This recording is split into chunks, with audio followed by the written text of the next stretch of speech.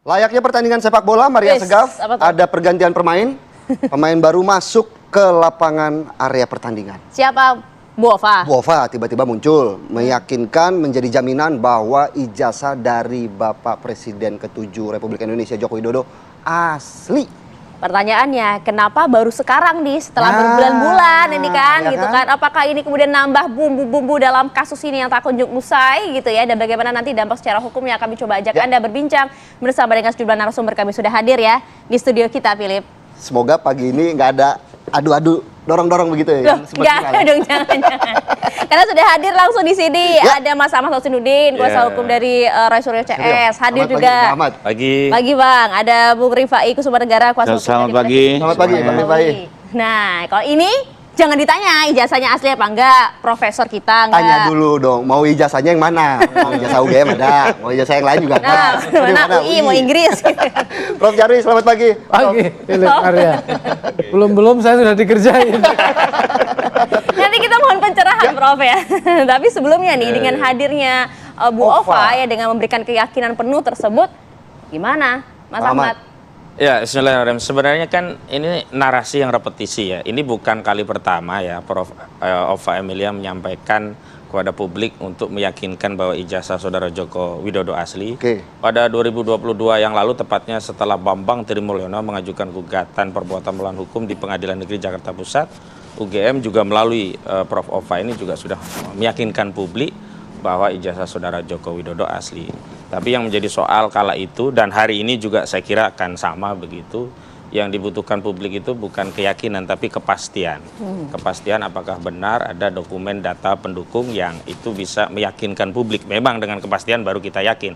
Bukan yakin kemudian bisa dipastikan. Yang kedua, saya kira ada dua hal yang menarik ya dari statement Prof Ova yang kalau kita simak dari 10 poin pernyataan beliau itu.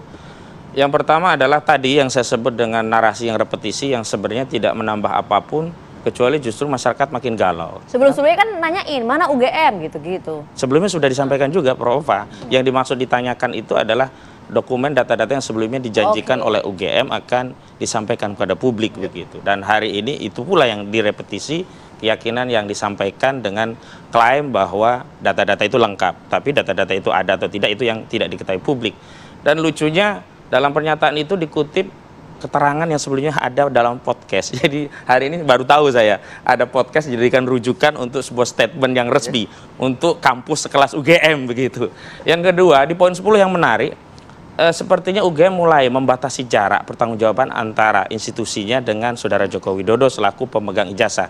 Karena dalam statement resminya Ova membatasi bahwa UGM hanya bertanggung jawab bahwa proses pendidikan Saudara Joko Widodo memang benar dan sudah diberikan ijazah sesuai dengan ketentuan, akan tetapi mengenai penggunaan ijazah itu sudah murni tanggung jawab alumni UGM tak terkecuali Saudara Joko Widodo. Artinya kalau pada proses penyerahan setelah diserahkan ijazah itu, UGM ingin menegaskan itu bukan lagi tanggung jawab UGM. Artinya penggunaan ijazah itu baik untuk Pil Wali Kota Solo, juga untuk DKI Jakarta termasuk Pilpres 2 kali. UGM ingin membatasi bahwa itu bukan lagi batasan kewenangan dan tanggung jawab UGM. Yang ketiga saya pikir ini penting untuk kita sampaikan kepada publik bahwa sebenarnya kalau yang disampaikan narasi mau sekali, 2 kali, bahkan ribuan kali itu tidak mengubah persepsi publik. Karena ratusan bahkan jutaan narasi itu tidak memiliki nilai, apalagi hari ini kan proses sudah diproses yang sifatnya pro justisia, yakni ada penyidikan bahkan bukan penyelidikan. Dan kalau kita kaitkan dengan KUHP terkait apakah itu misalkan bisa jadi bukti dari sisi keterangan dari saksi, maka keterangannya juga tidak punya nilai karena keterangan saksi itu adalah keterangan dari seorang yang melihat, mendengar dan mengalami sendiri yang itu dituangkan dalam BAP yang kemudian itu disampaikan dalam sebuah proses persidangan yang terbuka untuk umum. Anda maunya apa saya sih? melihat bawa gitu ijazahnya. Anda maunya apa sih? Oh tidak, kalau ijazah itu kan domainnya Saudara Joko Widodo. Nah justru dulu waktu Roy Suryo, Rismond dan Fauzia Tiasoma datang ke UGM itu kan sebenarnya ingin menagih janji yang katanya ada sekitar 32 atau 34 dokumen pendukung yang dulu asumsinya ya kan overestimate-nya itu ketika datang sudah berjejer gitu loh. Dari satu meja ke meja yang lain, selesai. Ternyata saat itu kan hanya ditunjukkan satu dokumen dan itu menambah keraguan baru, yakni dokumen skripsi yang ternyata tidak ada lembar pengesahan dan kemudian dari dokumen skripsi itu ketahuan ada font yang berbeda di lembar Bukan versi pengesahannya begitu. Pak Rosyuryo, tapi kemudian bahwa Prof. Ova sendiri berani menjamin bahwa ijazah ini asli, bagaimana kemudian tindak tanduk dari Sekira hari ini kan bukan masalah jaminan ya, tapi soal pembuktian ya. Dan Seorang rektor loh, ini nggak main-main loh. Ya. ya, pertama rektor ini kan tidak hadir dalam peristiwa yang dialami Saudara Joko Widodo saat itu menempuh di, katakanlah kalau benar dia kuliah di UGM. Yang kedua, ini kan baru-baru setelah ada kritik tajam melalui sebuah buku yang kita kasih judul ya, Jokowi's White Paper. Saya kira ini kaitannya adalah hendak mendelegitimasi kajian ilmiah dari satu buku dengan hanya pernyataan. Ini nggak imbang sekali begitu. Bisa saja sebenarnya ya hasil kajian ilmiah dari buku itu dilegitimasi dengan satu dokumen saja, yakni dokumen ijazah yang asli punya Jokowi. Tapi kalau dengan pernyataan, saya pikir sulit sekali ya mendelegitimasi sebuah kajian, apalagi dari pihak-pihak yang punya otoritas di bidangnya masing-masing, hanya dengan pernyataan. Dan di dalam satu pernyataan, rincian penjelasan dari pernyataan itu dikutip dari sebuah podcast. Baik. Menurut saya ini Bang Rifai, tidak layak. tidak membuat bergeming pihak Roy Suryo CS. Seperti apa kemudian tanggapannya? Ya kalau ini sih memang sudah kami prediksi ya. Jadi apapun argumentasinya, bahkan nanti kalau sudah di pengadilan pun apa putusannya pasti komplain lah, keberatan, dan itu wajar lah ya, wajar dalam artian semua berkeras dengan pandangannya masing-masing, nanti ditengahi oleh pengadilan, tapi apapun juga biasanya terus upaya hukum sampai akhir, dan terakhir biasanya ya rex judicata, mau tidak mau baik ataupun buruk putusan pengadilan adalah jalan terakhir. Nah tapi saya kembali ke ke tayangan yang UGM lakukan ya. Menurut saya sih pertama, ya betul, saya sepakat sama Bang Ahmad, ini bukannya baru, ini kali kedua ya. Sekalipun mungkin ada yang hal baru di sini adalah mencoba menjawab beberapa pertanyaan-pertanyaan yang selama ini mengemuka. Apa itu? Soal IPK, soal Pak Kasmujo, soal apa lagi ya? Ya beberapa pertanyaan-pertanyaan yang selama ini muncul ya. Jadi kan gini, 2022 lalu tuh pernah juga UGM secara formal di kampusnya, tapi di sini ada waktu itu ada dekan dan beberapa alumni menunjukkan, itulah yang fotokopi itu yang di atas, karena memang UGM yang dia pegang adalah fotokopi, karena ijazah itu hanya sekali dibuat, diberikan ke Pak Jokowi, dia pegang kopinya, ditunjukkan, niatnya baik, tapi yang terjadi adalah justru diserang, itu di-challenge lah ya. Tapi kopiannya sama asli sama dong? Harusnya sama dong, karena kan yang mengkopi waktu itu UGM. Ya. Di-challenge, kok nama Pak rektornya kok berbeda, Pak Sumitro, Soemitro dan Sumitro gitu kan. Terus font dipersoalkan gitu ya. Sehingga dan itu dipublish, sehingga kan terjadi keraguan. Nah, setelah itu ya tapi terima kasih dengan di-challenge, akhirnya kan didalami ya, dipelajari ada apa ini, kenapa begitu. Ya, dan memang tentunya butuh waktu, karena begini, bagaimanapun kan pejabat-pejabat sekarang UGM ini kan pada saat tahun 85 mereka belum jadi, bahkan mungkin belum ngajar di sana, saya nggak tahu juga ya, atau paling tidak belum dalam posisinya. Jadi mereka pun juga harus semi-semi seperti arkeolog. Nah, menggali, mencari, dan cukup menariknya karena kami juga tim lawyer juga mempertanyakan itu, karena bagaimanapun kami perubahan. Nggak mungkin juga kami hanya mendasarkan keterangan Pak Jokowi, kami juga butuh evidence, tapi kan evidence perkuliahan itu ada di dalam kan gitu. Nah, tapi mereka melakukan pendalaman, dicari semua dokumennya. Secara kebetulan nih, saya dapat informasi, kebetulan mahasiswa Fakultas Kehutanan itu jumlahnya nggak banyak. Beda dengan ekonomi, hukum. Jadi administrasinya ternyata semakin didalami, semakin lengkap. Saya sendiri cukup salut ya, melihat dokumen. Mana, contoh, kan Mas Ahmad bilang. yang soal Sumitro dan Soemitro itu, dicari ternyata ada 2 SK Mendikbud. Pengangkatan Pak Sumitro sebagai dekan, pengangkatan sebagai guru besar. Dia sebagai dekan memang Soemitro, sebagai guru besar Sumitro.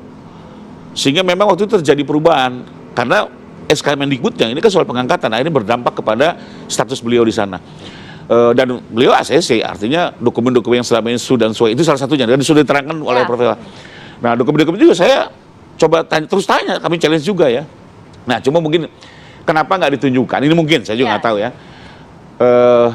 Lebih kurang mungkin gini, karena sedikit kapok waktu 2022 ditunjukkan, bukannya selesai bahkan di-challenge. Kan kalau datanya nah ini khawatir kan kalau semakin ditunjukkan, kan di-challenge nggak selesai-selesai. Tapi saya pastikan dokumen itu ada gitu ya, karena saya pun pernah ditunjukkan ya.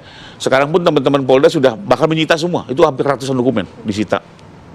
Dan nanti mungkin biar nggak terus terjadi perdebatan di media, di publik, mungkin semua dokumen ini akan ditunjukkan secara terbuka di pengadilan gitu ya. Nah, ya mungkin itu jalan-jalan terbaik, karena kembali lagi apapun yang ditunjukkan pasti terjadi perdebatan lagi, pusing, kasihan masyarakat, tambah bingung. Biarlah ini dibawa kepada forum yang tepat ya, Nah, karena itu dia. kita juga kan nggak mau trial by the press ya. Kita biarlah di forumnya. Ini masalah sudah terlalu lama. Nah, saya mau nyinggung sedikit soal buku ya. Kebetulan di TV lain kemarin juga kita sempat bahas buku, dan kemarin juga saya coba tanya Mas Joshua yang kebetulan katanya hadir saat launching. Apa yang salah dengan buku itu? Intinya gini, ya pertama kami sih melihat buku ini sebagai satu upaya untuk membangun alibi lah. Wajar dalam pembelaan, mereka juga harus mencoba sedemikian rupa untuk melakukan pembelaan. Ya. Tapi setelah saya coba simak, ya penjelasan intisari dari buku ini sebenarnya ada beberapa hal yang cukup menarik. Ya. Pertama ternyata Bang Rizpon kembali membahas dari program ELA. Padahal ELA itu error level analysis itu di pengetahuan umum gitu ya, itu tidak bisa digunakan untuk menguji dokumen analog ya. Gampang aja, saya ajak juga pemirsa masuk ke ChatGPT, kasih pertanyaan, apakah ELA atau error level analysis mampu menguji asli palsunya ijazah yang berbentuk analog? Oke. Itu ChatGPT aja udah tahu gitu ya. Jawabannya apa tuh? Kan Anda pasti udah pernah coba tuh. Tidak bisa.